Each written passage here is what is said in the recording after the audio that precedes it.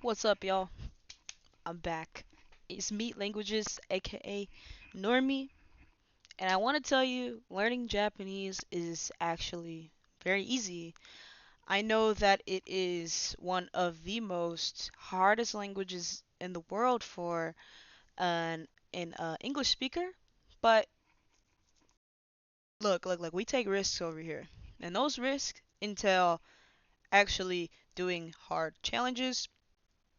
And I'm gonna just say right now, I've been learning Japanese.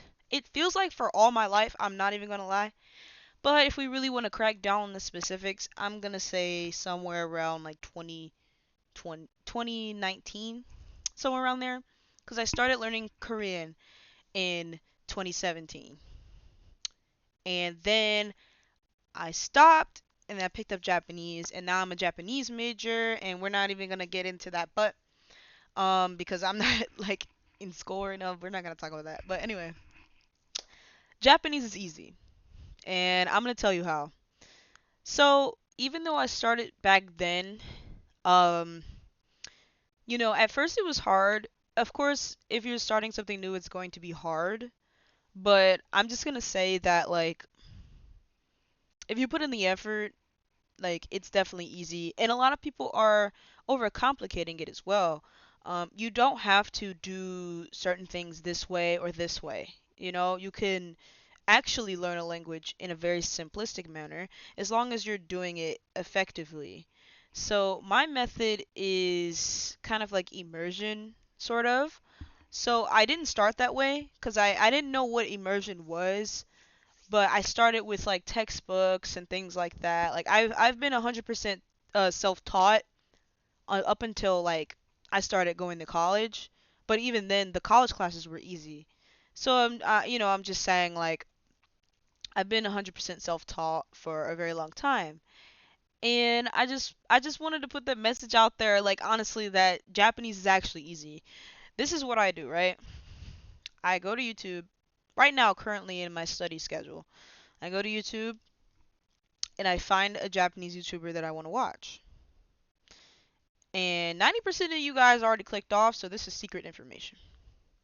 But I go to YouTube video, Japanese speaker's YouTube channel, watch one of their videos that seems interesting to me, not because I'm trying to study, but actually to me, my hobby, so that I can actually have a good time watching something like this.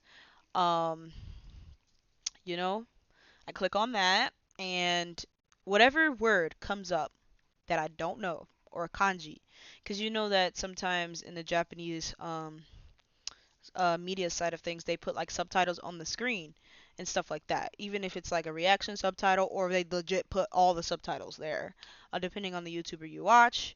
But if I see anything that I don't know, I search it. And I know that's very tedious, but I think that's been working a lot for me in my methods. That's how I learned a lot of the kanji that I know. If you were to ask me how many kanji do you know, I don't know. In fact, I'm gonna make a video that I think that would be fun if I just kind of like did like a kanji video and see how many kanji I know. But I'm at the point where I could actually guess what kanji I'm seeing based off other kanji that I know. But I don't know them all, and I'm not perfect. But I'm just saying that, you know,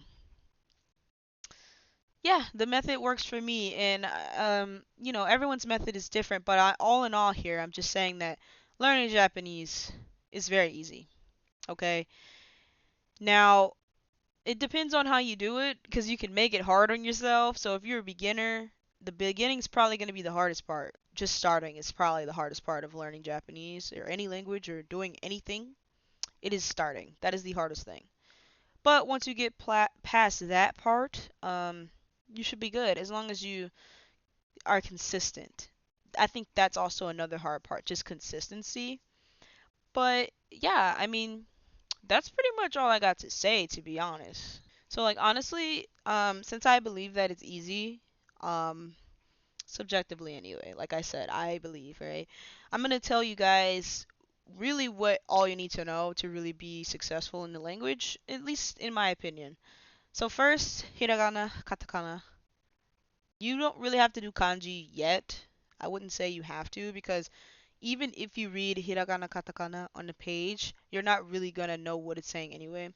But if you feel like you want to challenge yourself, go ahead and pick up a couple kanji. I would say pick up at this basic level, pick up some beginner level kanji, like ame or hito or something like that. Pick those up. You can look it up on Google. Um, top 100 easiest kanji or like most common kanji and pick the easy ones, the ones that look easy to you, right? You can do that. Next step would probably be putting that into practice. So the hiragana and katakana and kanji that you learn, try reading whatever you see. Try doing that. I did that with Korean a long time ago, and I actually ended up learning how to read Hangul. So I was able to read that really fast, and I can still read it quite okay. I don't usually use my Korean a lot lately, so if you don't use it, you lose it. I said that in one of these videos right here, or right here. I'm gonna put it up there. But yeah, if you don't use it, you lose it. So use it, right? um, and the next step really after that is like grammar. You can go grammar route, and you can learn about these simple grammar structures and the particles and things like that, so that you can get used to seeing these things. Another method that people say um, is literally just immersion to the max, where is treating yourself like a baby almost, and you just consume whatever content you want, no matter the difficulty. With that, I think that's probably, you'll probably have a lot of room for error there. You'll probably feel a little bit discouraged, even if you're like, let's for example, saying you're watching like a gameplay of Minecraft in Japanese. There's going to be a lot going on. You're going to be feeling like you're hearing gibberish, but you're not going to understand what it's saying if you don't actively look those words up or you haven't heard them a million times.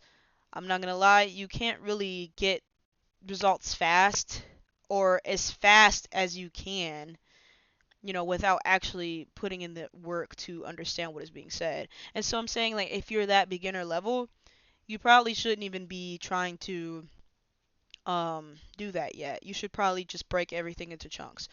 Now, let's say you're hitting that intermediate stage, you know how to make your simple sentences, you know what the particles do. Now it's time to start achieving the real goal of Japanese. Whatever your goal is to learn Japanese, I promise you it is not that hard to get there. It is not that hard to get there. There are so many people on this platform that have learned Japanese in a year. There are so many people in the world that I've talked to that have learned Japanese in such a short amount of time. They're better than me. And like I've been learning since like I said 2019, and they just started like last year in like 2023. I know there's videos in 2025, but it just started. But I'm just saying like they've learned it so frequent. They just learned it. And then they're like, and I'm like right here. But like it doesn't matter, about that, but like the key point is like there are so many different methods, and as long as you are focused, you're consistent, and you just hone in on that, you'll get it. But moral of the story, Japanese is not as hard as you think it is. I promise you. And once you start to work towards that goal, you'll see. But yeah, that's really all I gotta say. I'm just here to let you guys know that it's really not that hard. I mean, that's all I gotta say. If you guys want to see another video where I talk about my method in depth, please let me know in the comments, like, subscribe, and I'll see you guys later. Bye.